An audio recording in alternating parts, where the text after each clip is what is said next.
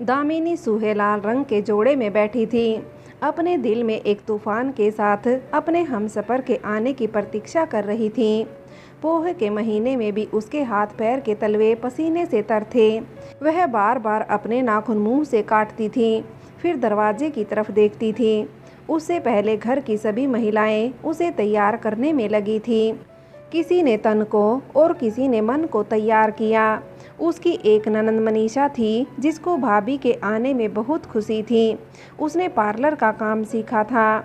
उसने अपनी परी जैसी भाभी को 4 चांद लगा दिए थे।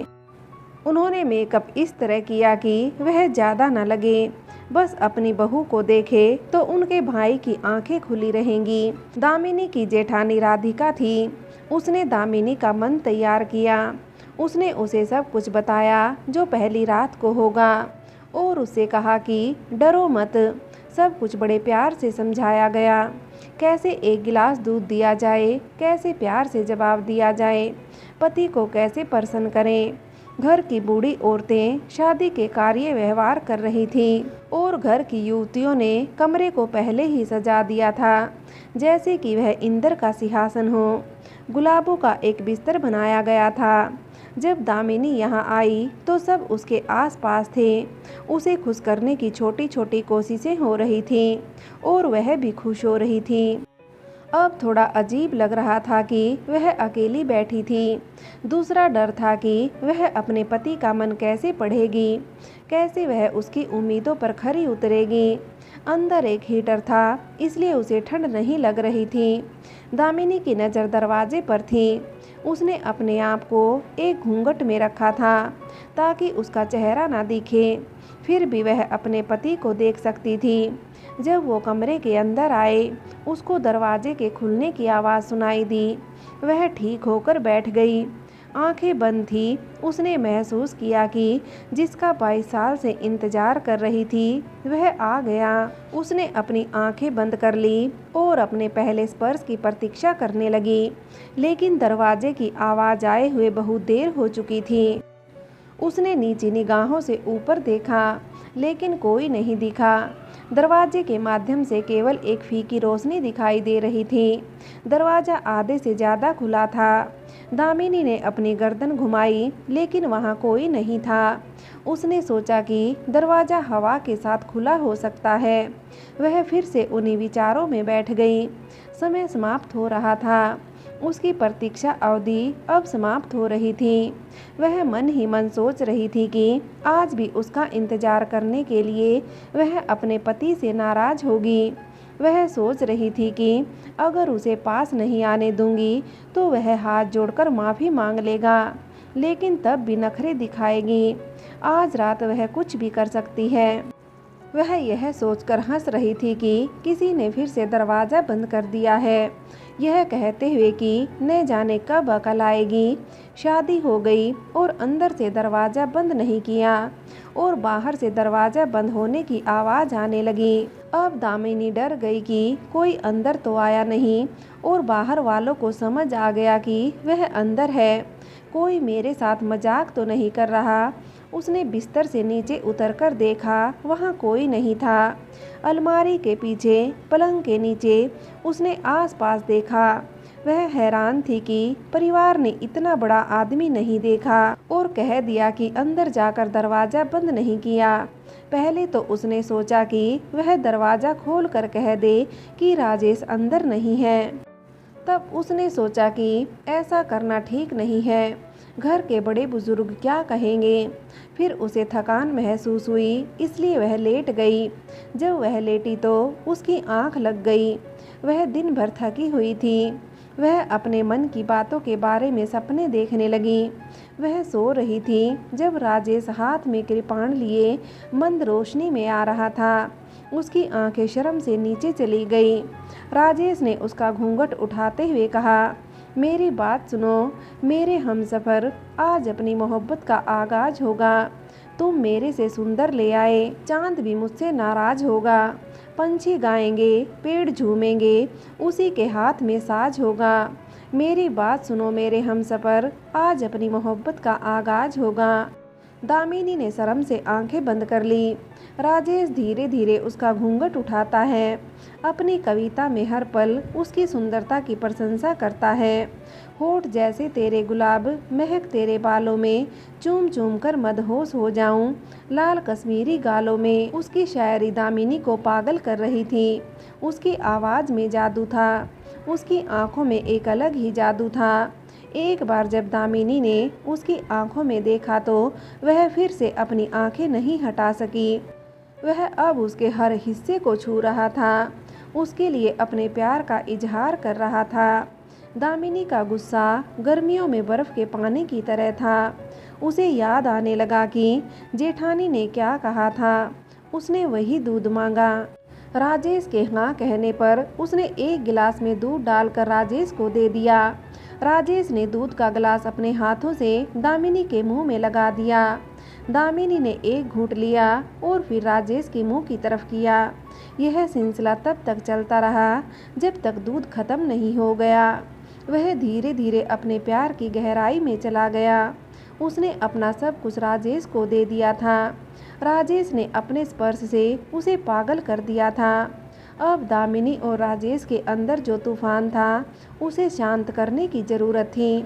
दामिनी की धीरे धीरे आवाज़ निकलने लगी।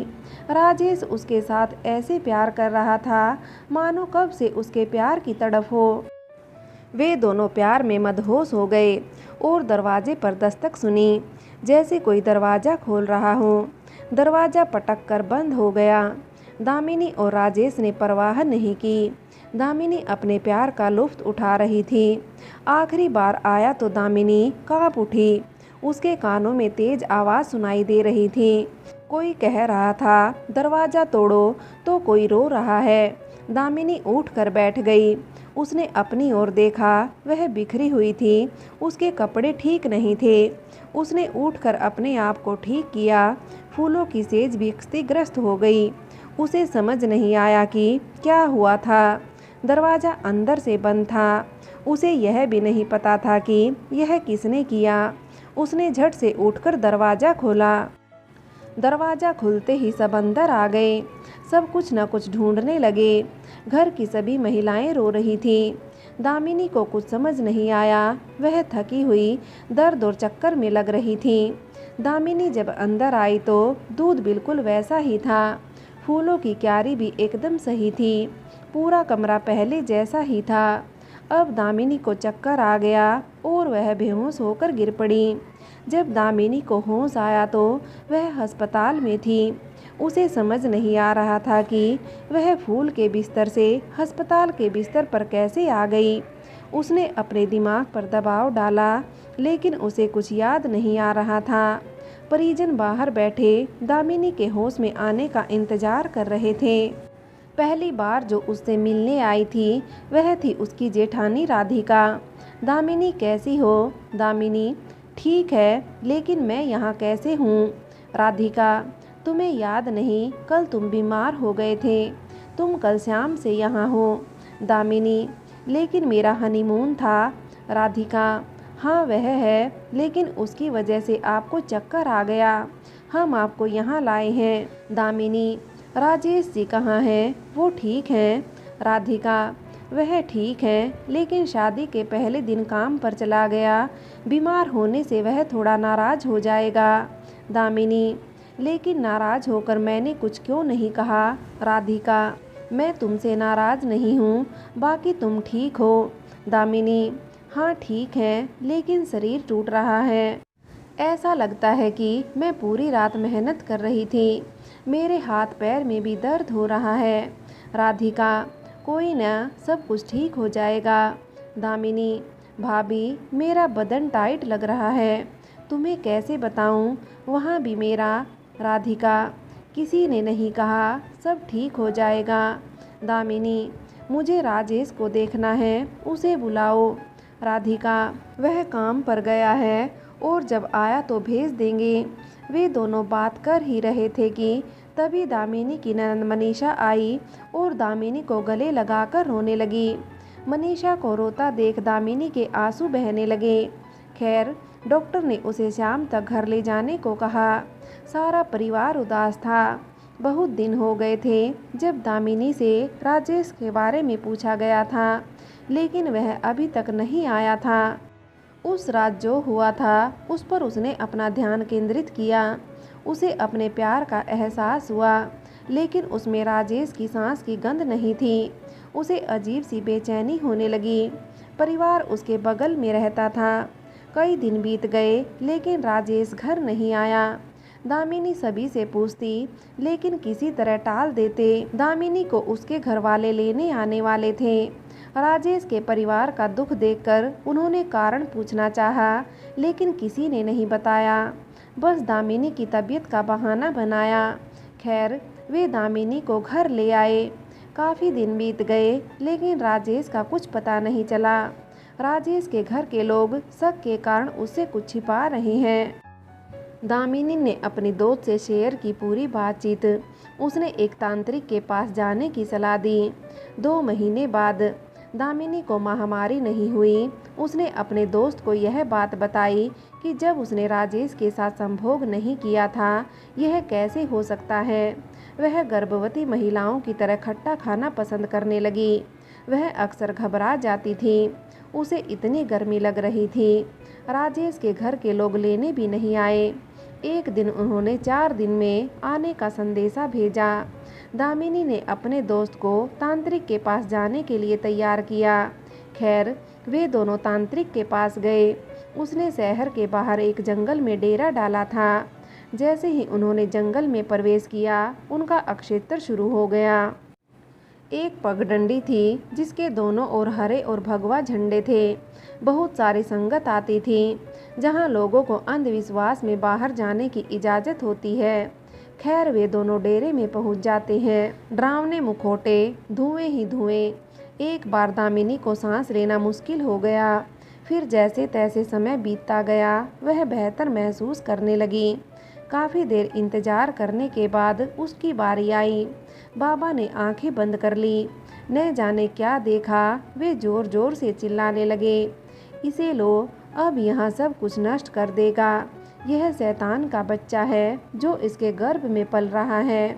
बाबा के आँख नाक कान बहने लगे। यदि बाबा के सेवकों ने दामिनी को डेरे से बाहर न निकाला होता तो शायद बाबा की जान चली जाती। दामिनी ने कभी भूत प्रेत या पाखंडी बाबा पर विश्वास नहीं किया था, और फिर जब उसने तांत्रिक की बात सुनी तो वह डर गई, क्योंकि उसके साथ कुछ हुआ था। उसकी बातों पर विश्वास करना आवश्यक बनता था। दामिनी बचपन से ही एक शिक्षित वातावरण में पली बढ़ी। उनके पिता एक शिक्षक और एक बहुत ही व्यवस्थित व्यक्ति थे। उसकी माँ ने भी उसके जीवन में बहुत कुछ देखा था। उनकी एक बहन और एक भाई था। वह एक छोटा परिवार था। वह पढ़ने में तेज थी और कम उम्र से ही रंग में सुंदर थी। जैसे जैसे वह बड़ी होती गई, वह और भी खूबसूरत होती गई। स्कूल में सभी उसे परी कहते थे। वह कभी भी अंधविश्वासों और राक्षसों में विश्वास नहीं करती थी। जब भी कोई उससे भूतों के बारे में बात करता था तो वह उसे इस तरह के तर्कों से निराश करती थी। उसके कुछ सवाल थे। पहले आप भूत देखें, क्या भूत प्रेत केवल डायन के रूप में आते हैं? क्या राक्षसों के पैर नहीं होते जो कब्रिस्तान से बाहर नहीं आ सकते? भूत पढ़े लिखे हैं या नहीं? बस इन सवालों के साथ ही सब चुप हो जाते। अगर कोई ज़्यादा जोर देता तो आधी रात को उसे शमशान ले जाकर बताती कि कौन सा भूत आएगा। सामने वाला नहीं गया। एक बार दोपहर 1 बजे दामिनी स्कूल से आ रही थी कि एक हवेली उसके घर के पास थी। उसको लगा कि कोई उसके पीछे आ रहा है। उसे एक आवाज़ सुनाई दी, लेकिन जब उसने आवाज़ रोकी तो आवाज़ रुक गई और फिर चलने लगी। फिर आवाज़ आने लगी। वह काफ़ी देर तक देखती रही। वह डर रही थी, इसलिए नहीं कि वह भूत था, बल्कि इसलिए कि कोई और उसका पीछा कर रहा था। उनके अनुसार मनुष्य ही सबसे बड़ा दानव है। मनुष्यों में, विशेषकर पुरुषों में, जब वे किसी युवती को देखते हैं तो वे उस पर गिर पड़ते हैं। उसके बाद शैतान कौन है? वह छोटी थी, इसलिए यह डर पैदा हो गया था। घर वाले भी समझाते थे कि वह देर रात घर से बाहर नहीं निकले और धूप वाली जगह पर नहीं जाएगी। वह हमेशा अपने परिवार की बात मानती थी। उसने हमेशा स्कूल पहले पूरा किया। अब कॉलेज में कदमों की आहट उसे कई बार आ चुकी थी, लेकिन वह इसका अभ्यस्त था, इसलिए यह अजीब नहीं लगा। कॉलेज में पढ़ाई के दौरान उसकी मुलाकात दीप से हुई। दीप बहुत होशियार और सुंदर थी। वह पढ़ाई में भी हमेशा आगे रहती थी। उसने कहा कि जब वह बड़ी हो जाए तो पुलिस में भर्ती हो जाएगी। दोनों मेहनती थी और लड़कों से दूर रहती थी। पड़ोस में रहने वाली लड़कियां रात में लड़कों से मिलती थी और बताती थी। दामिनी उनको बोलती कि वे अपने माता पिता को धोखा क्यों दे रही हैं। जैसे जैसे समय बीत गया, गांव में कभी कभार चक्कर लगता था। शहर में रहते हुए उन्होंने अपनी पढ़ाई पर ध्यान केंद्रित किया। पहले तो वह ईश्वर में विश्वास करती थी, लेकिन जब दीप ने दुनिया छोड़ दी तो उसका ईश्वर में विश्वास भी कम हो गया। उसे अब किसी से प्यार नहीं था। सारे रिश्ते झूठे थे। उसे शादी से नफरत थी। उसकी इकलौती सहेली, जिसके साथ उसने अपने दिल की ख्वाहिश साझी की, को शादी के अगले दिन दहेज के लालची लोगों ने आग लगा दी। अब बड़े भूत कौन हो सकते हैं? वह चुप थी। एक दिन उसका परिवार उसका रिश्ता देख, लड़का साक्षर, दिखने में सुंदर और कद में लंबा था। उसका घर भी काफ़ी बड़ा था। आसपास पूछने पर पता चला कि लड़का भी नशे से दूर है। दामिनी के लिए इतना अच्छा परिवार मिलना मुश्किल था। रिश्तेदार खुश थे और दामिनी का परिवार भी। फ्रेंड्स, आगे की कहानी के लिए कहानी का अगला भाग देखें।